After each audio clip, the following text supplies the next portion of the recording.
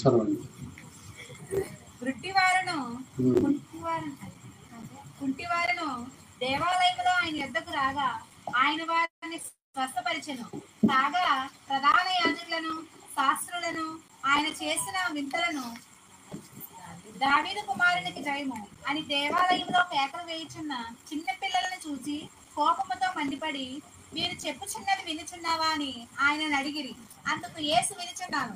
బలుల యొక్కయు చంటి పిల్లల యొక్కయు నోట స్తోత్రము సిద్ధింపచేసి తిని అను మాట మీరెన్నడూ చదవలేదా అని వారితో చెప్పి వారిని విడిచి పట్టణము నుండి బయలుదేరి బేతానియాకు వెళ్ళి అక్కడ బస చేసెను.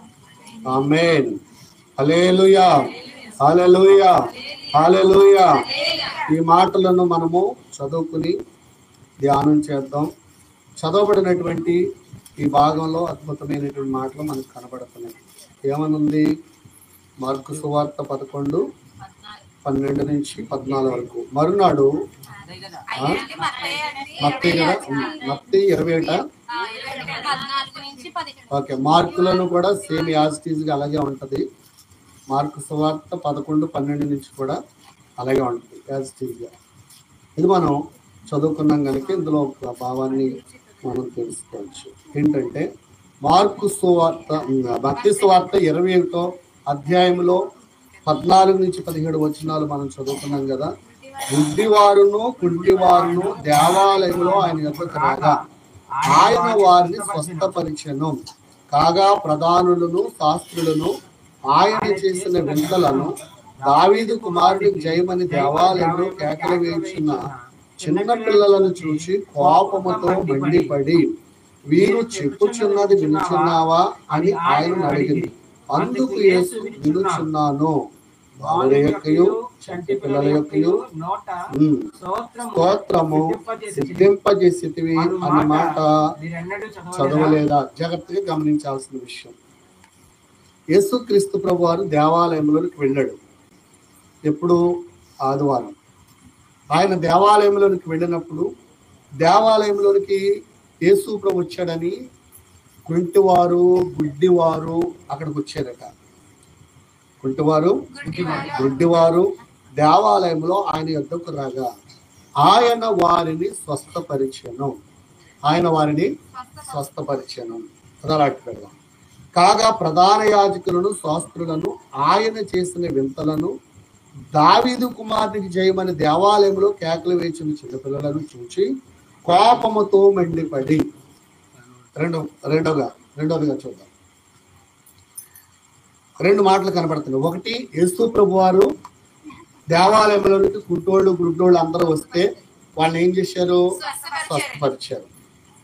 ప్రధాన యాజకులు శాస్త్రులు ఏం చేస్తున్నారంటే యేసు ప్రభు వారు స్వస్థపరచడం, యేసు ప్రభు వారు బాగు చేయడం, మంచి పని చేశారు. యేసు ప్రభు వారు బాగు చేయడం, యేసు ప్రభు వారు స్వస్థపరచడం ప్రధాన యాజకులకి కెట్టలేదు. అంతేకాదు దావీదు కుమారునికి జయమని పెద్ద కేకలేస్తున్నారు. దేవాలయంలో ప్రజలు ఉన్నారు, కుంటివారు ఉన్నారు, గుడ్డివారు ఉన్నారు, పిల్లలు ఉన్నారు. ప్రభు వారు అక్కడ గొప్ప అద్భుత కార్యాలు చేశాడు. చేయగానే వీళ్ళందరూ కుంటోళ్ళేమో లేచి నడిచి, గుడ్డోళ్ళేమో చూపు పొందుకొని, పిల్లలేమో దేవుని స్తుతిస్తూ ప్రభువుకు జయము కలుగును గాక, జయము కలుగును గాక, జయము కలుగును గాక అని ఏం చేస్తున్నారంటే స్తుతులు చెప్తున్నారు, దేవుని ఆరాధిస్తున్నారు. చాలా క్లియర్ గా అక్కడ ఏమని ఉంటుంది అంటే దావీదు కుమారుడికి జయము అని ఉంటది. దావీదు కుమారునికి జయము అంటే హోసన్నా హోసన్నా హోసన్నా అని కేకలేస్తున్నారు. ఇక హోసన్నా హోసన్నా అని కేకలేస్తుంటే ఈ శాస్త్రులు పరిచయలు యేసు ప్రభు అని అడుగుతున్నారో వాళ్ళు ఏమంటున్నారో నీకు వినబడ్డదా అని అడుగుతున్నారండి యేసు ప్రభుని. వాళ్ళు ఏమంటున్నారో నీకు వినబడ్డదా అని ప్రభుని అడుగుతున్నారు. యేసు ప్రభు ఇచ్చే సమాధానం ఏంటంటే వీరు చెప్పుచున్నది వినుచున్నావా అని ఆయన అడిగితే యేసు ప్రభు ఒకటి అన్నారు, వినుచున్నాను. బాలుల యొక్కయు చంటి పిల్లల యొక్కయు నోట స్తోత్రము సిద్ధింపజేసితివి అన్న మాట మీరు ఎన్నడూ చదవలేదా? ఇది ప్రవచనం. ఇదేంటండి? ప్రవచనం. ఎప్పుడో కీర్తనకారుడు 8వ అధ్యాయంలో చెప్పినటువంటి ప్రవచనం ఇప్పుడు నెరవేరింది దేవాలయంలో. కీర్తనకారుడు 8వ అధ్యాయంలో చెప్పినటువంటి ప్రవచనం ఇప్పుడు నెరవేరిందన్నమాట. 2వ వచనం చదవండి. కీర్తన గ్రంథం 8:2. శత్రువులను పగ తీర్చుకుని వారిని మాన్పివేయుటకై నీ విరోధులను బట్టి బాలుర యొక్కయు చంటి పిల్లల యొక్కయు స్తుతుల మూలమున నీవు ఒక దుర్గమును ఆమె చాలు. ఆ ప్రవచనం ఇప్పుడు ఎక్కడ నెరవేరబడిందంటే యెరూషలేము దేవాలయములో కుంటివారు గుడ్డివారు వచ్చి ప్రభువును స్తుతిస్తూ ఉంటుంటే, స్వస్థపరుస్తూ ఉంటుంటే ఈ శాస్త్రులకి పరిచయగా మంటేటి. ఎందుకంత కోపం? కుంటోళ్ళు లేచి నడవకూడదా? కుంటోళ్ళు గుళ్ళోకి రాకూడదా? గుడ్డివారు లేచి నడవకూడదా? వాళ్ళు చూపు పొందుకోకూడదా? వాళ్ళు గుళ్ళోకి వస్తే పాపమా తప్ప? ఆలోచన చేయండి. అయితే వీళ్ళు ఇలా స్వస్థత పొందారని దేవుడు అది చేయకూడదని, అంటే విశ్రాంతి దినములో ఏం చేయకూడదు? స్వస్థతలో చేయకూడదు. అదొకటి వాళ్ళకి నమ్మకం. రెండోది కుంటువారు గుడ్డువారు గుళ్ళోకి వస్తే అపవిత్రతట. ఆ రోజుల్లో ఎక్కడికి వస్తాయండి? గుళ్ళోకి వస్తే అపవిత్రతట. అందుకని వాళ్ళు రాకూడదని వీళ్ళమంట. ఇప్పుడు యేసు ప్రభు ఉన్నాడని వీళ్ళందరూ వచ్చారు, బాగుపడ్డారు. యేసు ప్రభు ఉన్నారని పిల్లలందరూ వచ్చారు, చక్కగా దేవుని హోసానా జయమని ప్రభువును స్తుతిస్తున్నారు. ఇలా జరుగుతుంటుంటే వీళ్ళు అంటారు, వాళ్ళు ఏమంటున్నారు నీకు వినబడుతుందా? నువ్వు విన్నావంటే ఎస్, వాళ్ళ ప్రవచన ప్రకారంగా జరుగుతుందని ఉంది కదా. బాలురెక్కి చంటి పిల్లల యొక్క నోట స్తోత్రం సిద్ధింపు చేస్తావని రాస్తుంది కదా. అదే జరిగింది. ఇప్పుడు ప్రాబ్లం ఏంటి అని అడిగారండి. అసలు కుంటోళ్ళు గుడ్డోళ్ళు గుళ్ళోకి రాకూడదా? రాకూడదండి. పాత నిబంధనలు ఏమన్నా చూద్దాం. లేవీకాండం 21:16 చదవండి. మరియు యెహోవా మోషేకి ఇలాగ సెలవిచ్చెను, నీవు అహరోనుతో ఇట్లనము, ఈ సంతతి వారిలో ఒకనికి కలంకం ఏదైనను కలిగిన ఎడల అతడు తన దేవునికి ఆహారం అర్పించుటకు సమీపింపకూడదు. ఏలయనగా ఎవనియందు కలంకముండునో వాడు కళంకం అంటే ఏంటి? అవుటుతాను చదవరా. వారు గుడ్డివారే గాని ముక్కుడివాడే గాని. ముక్కుడు అంటే ఇది పని చేసి ఇది పని చేయదు, జ్ఞానమూరు వీళ్ళందరూ కూడా విపరీతమైన అవయము గలవాడే గాని, కాలైనను చెయ్యైనను విరిగిన వాడే గాని, గూనువాడే గాని, గుజ్జువాడే గాని, గలవాడే గాని, గజ్జి గలవాడే గాని, చిరుగుడు గలవాడే గాని, వృషణములు కలిగిన వాడే గాని, యాజకుడైన అహరోను సంతానములో కలంకము గల ఏ మనుషుడును యెహోవాకు హోమ ద్రవ్యములను అర్పించుటకు సమీపింపకూడదు. అతడు కలంకము గలవాడు, అట్టివాడు తన దేవునికి ఆహారం అర్పించుటకు సమీపింపకూడదు. వీళ్ళందరూ కూడా ఎక్కడికి రాకూడదట? దేవుని దగ్గర రాకూడదట. వాళ్ళు అర్పణ అర్పించకూడదట. అర్పిస్తే దేవుడు ఇష్టపడ్డట. ఇది ఎక్కడ చెప్పబడింది? ధర్మశాస్త్రంలో చెప్పబడింది. ఇది ధర్మశాస్త్రం. ధర్మశాస్త్రం ఎక్కడి వరకు మనకి? పాత నిబంధన అంతా ధర్మశాస్త్రం మనకి. ఇప్పుడు ఈ ధర్మశాస్త్రాన్ని యూదులు బాగా పాటిస్తారు. అయితే ఇలా ఉంది కదా ధర్మశాస్త్రంలో. యేసు ప్రభు నువ్వేంటయ్యా బోధకుడా ఇలా చేస్తున్నావు? కుంటోళ్ళు గుడ్డోళ్ళు ఇలా బాగు చేస్తున్నావు ఏంటి? వాళ్ళు కేకలేస్తుంటే నువ్వేమో సంతోషపడుతున్నావు ఏంటి? వాళ్ళు ఏమంటున్నారో నీకు వినబడిందా? అసలు నువ్వు ధర్మశాస్త్రానికి విరుద్ధమా, ధర్మశాస్త్రం పాటిస్తున్నావా? ధర్మశాస్త్రానికి అనుకూలంగా ఉన్నావా, ధర్మశాస్త్రానికి విరుద్ధంగా ఉన్నావా? ఏంటి నీ పరిస్థితి అని అడిగితే యేసుక్రీస్తు ప్రభువు స్పష్టంగా ఆయన అద్భుతమైనటువంటి జవాబు ఇచ్చారనమాట. చంటి పిల్లల యొక్కయు బాలురేక్కయు నోట స్తుతం ఉంటదని చెప్పారు కదా. అదే జరిగింది ఇక్కడ అని చెప్తున్నాడు ఆయన. హల్లెలూయా. వాళ్ళు ఏమీ మాట్లాడలేకపోయారటండి. ఎవరో శాస్త్రులు పరిచయలు వీళ్ళు ఏమీ కూడా మాట్లాడలేకపోయారు. ఇదంతా ఏ రోజు జరిగిందన్నమాట? నిన్న జరిగిన సంభవం. నిన్న జరిగినటువంటి సంభవం అన్నమాట. జాగ్రత్తగా గమనించండి. నిన్న జరిగినటువంటి సంభవము ఇదన్నమాట. అయితే మనము ఈ చంటి పిల్లల యొక్క అనే దాని గురించి మనం ఆలోచిస్తే, చంటి పిల్లల గురించి దేవుని వాక్యంలో ఏమని ఉందంటే, అదంతా యేసుక్రీస్తు ప్రభు వారు ఆ రోజు అలా చేయాలనే చేశారు. చంటి పిల్లలు కూడా దేవుని అలాగే స్తుతించారు. అయితే వాళ్ళకు ఒక గుణపాఠం నేర్పించాలని ప్రభు చేసినటువంటి పని అది. ఏంటి, ఎలా ఉండాలా అని ఆ పిల్లల బట్టి మనకు ఒక వర్తమానం చెప్తున్నాడు ఈరోజు. అది కూడా చూద్దాం. ఆయన దగ్గర మనము ఎలా ఉండాలని మాటను గురించి చూసుకుంటే మత్తయి సువార్త 18వ అధ్యాయం 3వ వచనం చదవండి. మీరు ఆ, మార్పు నొంది బిడ్డల వంటి వారైతేనే గాని పరలోక రాజ్యములో ప్రవేశింపరని మీతో నిశ్చయం. ఇప్పుడు బిడ్డలందరూ స్తుతులు చెప్తుంటే వీళ్ళకి ఎందుకంత కడుపు మంట? యేసు ప్రభుని అలా ప్రశ్నిస్తున్నారు. అయితే యేసు ప్రభు వారు చెప్పినటువంటి మాట ఏంటంటే, మీరు మార్పు చెందండి, బిడ్డల వంటి వారు అవ్వండి, పరలోక రాజ్యము బిడ్డల వంటి వారు అయ్యండి, మార్పు చెందితేనే గాని పరలోక రాజ్యంలో మీరు ప్రవేశింపరు అని నేను చెప్తున్నాను. అంటే చిన్న బిడ్డలకి ఎలాంటి మనసు ఉందో మీకు అలాంటి మనసు రావాలి. ఇప్పుడు క్రైస్తవులము దేవుని పిల్లలమని చెప్పుకుంటున్న మనకి ఎవరి మనసు రావాలన్నమాట? చిన్న పిల్లల మనసు రావాలి. వాళ్ళకి కొడితే పడతారు, పెడితే తింటారు. అవునా కదండి? వాళ్ళు ఎదురు తిరుగుతారా? ఎదురు తిరిగే తత్వం ఉంటదంటారా? అందుకని ఒక పిల్లోడిని ఇలా యేసు ప్రభువు నిలబెట్టి అంటాడు, ఇదిగో మీరు పరలోక రాజ్యానికి వారసులు అవ్వాలంటే ఈ చంటి పిల్లల లాంటి మనసు కలిగి ఉండండి అని చెప్పారు ఆయన. మరి ఈ రోజు పిల్లల్లో చూసినా వ్యతిరేకం ఉంది, పెద్దోళ్ళు చూసినా వ్యతిరేకత ఉంది. కానీ చంటి పిల్లల లాంటి మనసు రావాలంటే అసలు మనం ఎంత లోతైన భక్తులకు వెళ్ళిపోవాలో ఆలోచన చేయండి. ఎంత డీప్గా మనం వెళ్ళిపోవాలో అంత డీప్గా వాక్యంలోనికి వెళితేనే కానీ చిన్న పిల్లల లాంటి మనసు మనకు రాదండి. అందుకని ఆ డీప్ అయినటువంటి అనుభవంలోకి వెళ్ళాలంటే ప్రార్థనా శక్తి ఉండాలి.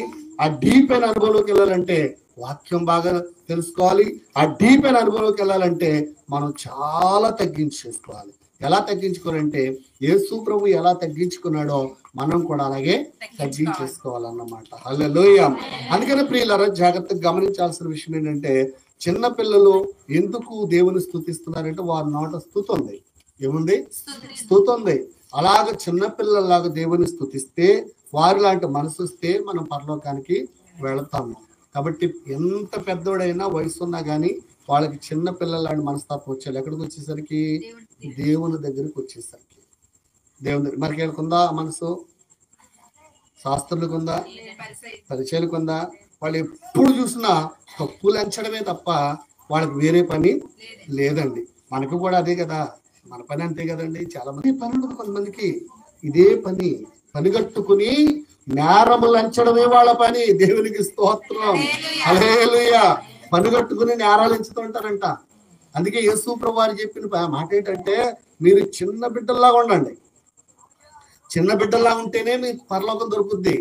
చిన్న బిడ్డల్లా లేకపోతే పరలోకము దొరకదు. చిన్న బిడ్డలాగా ఉండాలంటే మత్తయి సువార్త 5వ అధ్యాయంలో చెప్పిన మాట ఏంటంటే, హృదయ శుద్ధి గలవారు ధన్యులు.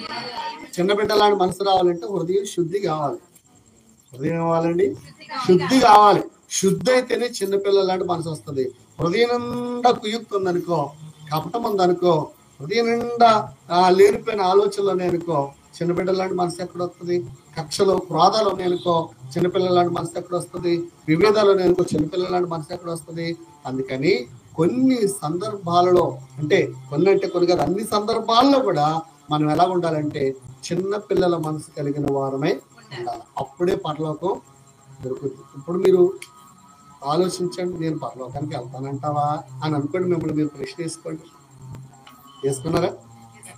ప్రశ్న వేసుకోండి.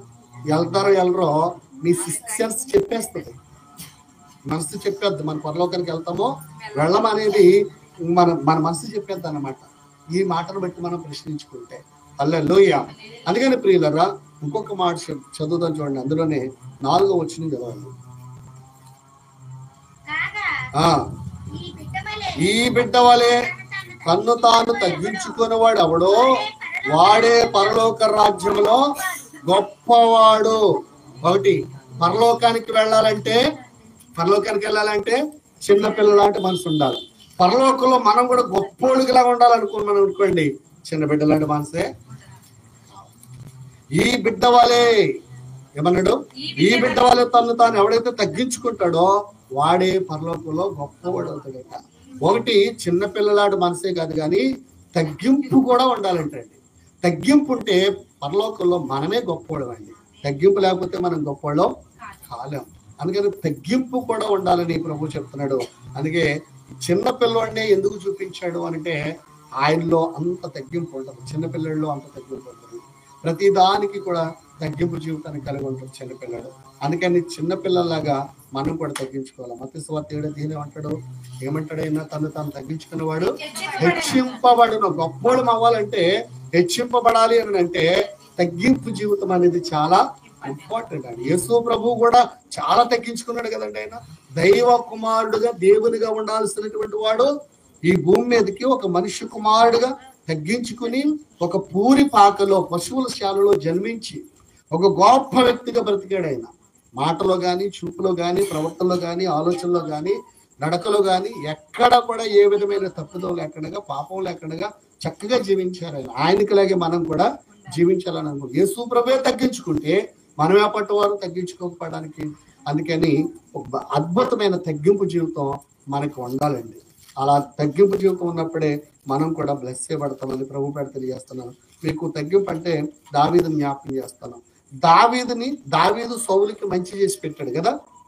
యుద్ధంలో గొలియాతుని చంపి ఇశ్రాయేలుని జయం తెచ్చి ఆ రాజు కంగారు పడుతూ ఉంటుంటే, కలవరం చెందుతుంటే, ఫిలిస్తీన్ల చేతిలో నుంచి ఇశ్రాయేలు పారిపోతున్నారు, వీళ్ళు ఇంకెలాగా నా రాజ్యాన్ని దోసేసుకుంటారని సౌలు కలవరం చెందుతుంటే, అదే టైంలో దావీదు అక్కడికి వెళ్ళి గొలియాతుని ఓడించి సౌలుకి మంచి చేస్తే సౌలు ఏం చేస్తాడండి, దావీదును చంపాలనుకుంటాడండి. అలా చంపాలనుకున్నప్పుడు గొలియాతుని చంపినోడు దావీదు పెద్ద విశేషమా చెప్పండి ఏంటి? పుల్లాంటోడు సింహాలాంటోడేమో గొలియాతు అండి, పిసికిలాంటోడేమో సౌలండి. ఇలా పీకెట్టి ఇలా నులివెత్తి చచ్చిపోతాడండి. ఎవరో సౌలు.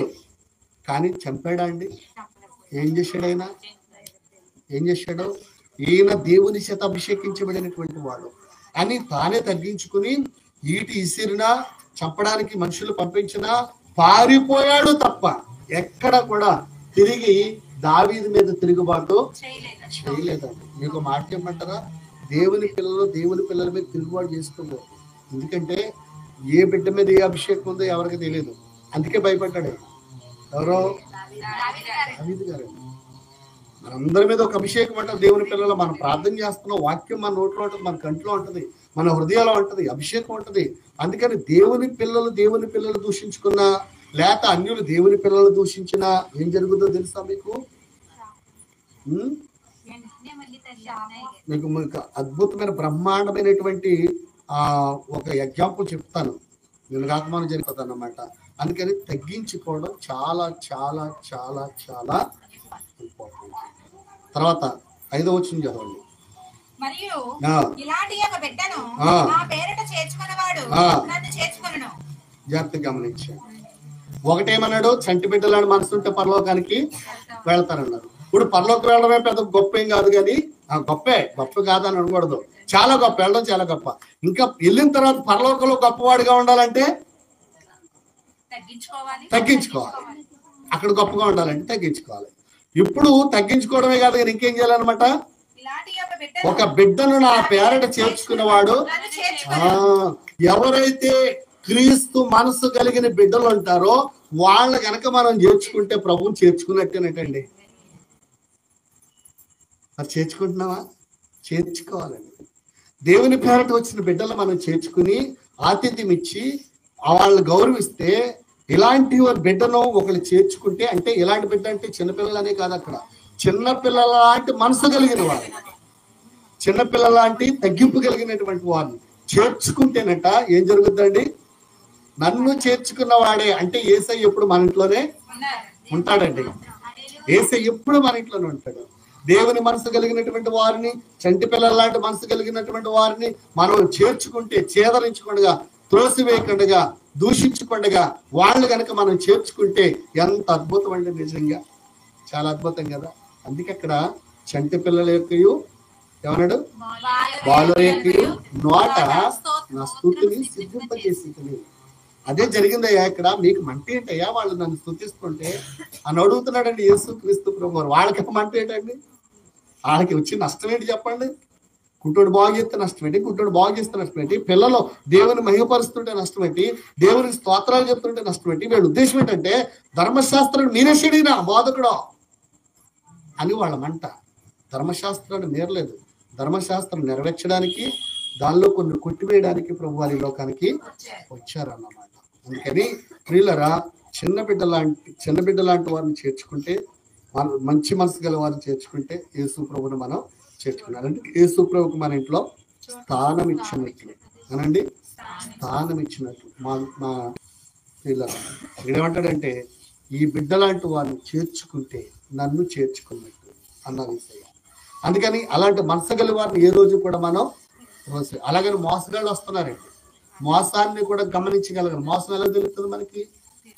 తెలుస్తుందండి. ఎందుకు తెలియదు? వివేచన వారు ఉంటే వీళ్ళు మోసగాళ్ళ కాదా, మంచివాళ్ళు కాదా మనకు అర్థమైపోతుంది. ఫేస్ చూడగానే వాళ్ళ మాట విధానం, వాళ్ళ చూపు విధానం, వాళ్ళ ముఖంలో ఉన్నటువంటి దాన్ని ఏమంటారు, ఆ ఫోకస్ అది ఉంటది, దాని ఫోకస్ అంటారు, అది కనబడుతుంది. దాన్ని బట్టి మనకి తెలిసిపోద్ది వాళ్ళు ఎవరన్నది. అక్కడ ఉండగానే చెప్పొచ్చు, మనం దగ్గరికి రావక్కర్లేదు. దాన్ని వివేచన వరం అంటారండి. అది మనకి దేవుడు వారు అందరికీ ఉండదు, దాన్ని మనం సంపాదించుకోవాలి. కాబట్టి మోసగాళ్ళు కూడా వస్తున్నారండి, దేవుని పేరు మీద మోసం చేసేవాడు కూడా ఉన్నారండి. ఇంకోటి చూద్దాము, 6వ వచనం చదవండి. నా యందు విశ్వాసముంచు ఈ చిన్నవారిలో ఒకరిని అభ్యంతరపరిచిన వాడు ఎవడో వాడు మెడకు పెద్ద తిరుగుటరాయి కట్టబడిన వాడే మిక్కిలి లోతైన సముద్రములో ముంచి వేయబడట వానికి మేలు. ఆమేన్. ఏమని చెప్తున్నాడు? నా యందు విశ్వాసం ఉంచిన ఈ చిన్నవారిలో ఎవరైనా అభ్యంతరపరిచిన వాడు ఉంటే గనక వాడు మెడకి ఏం చేయాలన్నమాట? పెద్ద తిరగటి రాయి కట్టి ఎక్కడ పడేయాలన్నమాట? అది చిన్న శిక్ష అండి, అది ఎంత పెద్ద శిక్ష అండి. అయినా చాలా పెద్ద శిక్ష వేసాడండి. మరలా చదువుదాం. నా యందు విశ్వాసం ఉంచిన ఈ చిన్నవారిలో ఒకరిని అభ్యంతరపరిచిన వాడెవడో వాని మెడకు పెద్ద తిరగటి రాయి కట్టబడిన వాడే మిక్కిలి లోతైన సముద్రంలో ముంచి వేయబడిట వానికి మేలు. ఇది ఎవరు చెప్తున్నారు? స్వయంగా యేసు ప్రభు నోటితో చెప్తున్న మాట. ఈ చిన్నవారికి కనుక ఎవరైనా అభ్యంతర పరిస్థితి, అంటే ఇలాంటి మనసు కలిగిన వాడికి ఎవరైనా అభ్యంతర పరిస్థితే కనుక వాడిని తీసుకెళ్లి తిరగటి రాయి కట్టి ఇంకా ఆడు మళ్ళీ పై కనబడకూడదు, ఇంకా లోతైన సముద్రంలో పడండి, ఇంకా ఆడు చేస్తాడు, చేపలు తినేస్తే అంతే. ఎంత పెద్ద శిక్ష అండి. క్రీస్తు మనసు కలిగిన వాళ్ళు అలా చేయకూడదండి. చేస్తే చాలా చాలా భయంకరమైన శిక్ష అనుభవిస్తాం. అందుకే ఈరోజు ఈ చంటి పిల్లల గురించి ప్రభువు ఆ మాట రాయించాడు. అసలు ఈవేళ మనం ధ్యానించాల్సిన విషయం అంటే అది చదువుతాం. మనం ధ్యానించే విషయం ఏంటంటే మార్కు సువార్త 11:12-26 వచనాలు చదువుకుంటే అక్కడ అంజూరపు చెట్టు గురించి ఉంటుంది. వెళ్ళిచుండగా ఆకలిగొని ఆకులు గల ఒక అంజూరపు చెట్టును దూరం నుండి చూచి దాని మీద ఏమైనాను దొరికిదేమో అని వచ్చాను. దాని ఎద్దకు వచ్చి చూడగా ఆకులు తప్ప మరేమియును కనబడలేదు. హల్లెలూయా. చాలు. ఆదివారం అంతా కష్టపడ్డారైనా, ఆదివారం అంతా స్వార్థ పరిచర్యలో ఉన్నారు, ఆదివారం అంతా ఊరేగింపబడ్డారు. సోమవారం వచ్చేసరికి ఆయనకి ఆకలేస్తుంది, దారండిపోతూ ఉంటుంటే ఒక అంజూరపు చెట్టు చాలా పచ్చిగా కనబడుతుందండి. ఎలా కనబడుతుంది? చాలా పచ్చిగా కనబడుతుందండి. కానీ దాని దగ్గరికి వెళ్ళి చూస్తే ఫలాలు లేవట. ఎంతో ఆశపడి వెళ్ళి చూశాడండి, ఆకలేస్తుందని. ఒక్క ఫలమైనా కనబడుతుందేమో అనుకున్నాడండి. ఒక్క ఫలం కూడా ఆయన కంటికి కనబడలేదండి. ఏం జరిగిందో తెలుసా? యేసు ప్రభు వారు, అరే నా ఆకలి తీర్చిందని నువ్వేంటి ఇంకా అని చెప్పి ఆ చెట్టును శపించాడు అని ఉంది అక్కడ. ఏం చేశాడు? ఆ చెట్టును శపించాడట. కానీ ఆ కింద ఒక మాట ఉంటుంది, చదవండి. అదే ఆ డౌట్ రావాలని మేము చదివిస్తున్నాం, చదవండి.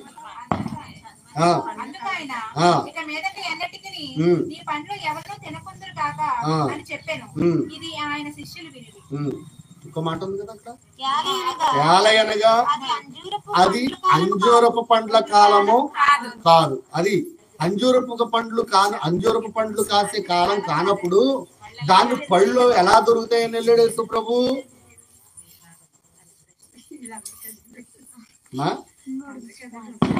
వచ్చేసింది కదా, అదే అంటున్నాను. ఇప్పుడు అంజూరపు పండ్లు కాలం కానప్పుడు ఆ కాలంలో వెళ్ళి అక్కడ మనం వెతికితే, ఇప్పుడు మనం ఈ మామిడికాయ సీజన్ అయిపోయిన తర్వాత సంక్రాంతి టైంలో మామిడికాయలు ఇదితో దొరుకుతాయి మనకి, దొరుకుతాయి అంటారా? సీజన్ కాదు అది. ఇప్పుడు ఈ సమ్మర్ టైంలో మనం ముంజుగాయలు దొరికితే మరలా మనం అక్టోబర్ దాటిన తర్వాత ముంజుగాయలు కావాలంటే దొరుకుతాయి అంటారా? సీజన్ కాదు కదా. మీరు ఆలోచించాను. అంటే సీజన్ కానప్పుడు యేసు ప్రభుకు తెలియదా చెట్టుని కాయలు ఉండమని? మరి వెళ్ళడం ఎందుకు, దాన్ని చూడడం ఎందుకు, ఈయన ఆశించడం ఎందుకు, దాన్ని శపించడం ఎందుకు? ఎందుకు జరిగింది అలాగా? చాలా మందికి వచ్చే పెద్ద డౌట్ అండి అది. అందరికి వచ్చే పెద్ద డౌట్ అండి అది. నిజంగా నేను కూడా ఏంటి యేసుప్రభు తప్పు చేస్తున్నాడా, ఎందుకు అలా శపించాడని ఎన్నోసార్లు తలబాదుకున్నాను. నేను ఎవరిని అడగలేదు, కానీ పరిశుద్ధాత్మల సహాయంతో నేను ఒక డిక్షనరీలో చదివాను. ఏమనుందంటే అది పండ్ల కాలం కాదు, కానీ పండ్ల కాలం కానప్పుడు దాన్ని ఆకులు ఉండకూడదు. ఉండకూడదు, ఆకులు ఉండకూడదు. ఎందుకంటే ఆకేసిందంటే ఆకులో పిండి రావాలన్నమాట. అందుకని యేసుప్రభు ఎందుకు ఆశించాడంటే ఆకుంది కనుక ఫలం కూడా ఉంటది అనుకున్నాడు ఆయన. ఎవరు తప్పు ఇప్పుడు? చెట్టు తప్పు. ప్రభు ఆశించడంలో తప్పు లేదు, చెట్టు తప్పు. అలాగని యేసుప్రభుకు తెలియదా అంటే అది తెలుసు. మనకు ఉదాహరణ చెప్పడానికైనా దాన్ని అలా చూపించాడు, మనం బలపడడానికైనా అలాగా చూపించాడు. ఆకుతో పాటు పిందు కూడా ఖచ్చితంగా వస్తుందండి అంజూరపు చెట్టుకి. అందుకని ఖచ్చితంగా ఫలాలు ఉండాలి దాన్ని. కానీ ఫలాలు లేకుండా ఆకులే ఉంది, బడాయిగా కనబడుతుంది. ఈ రోజు కూడా చాలా మంది విశ్వాసాలే కనబడతారు.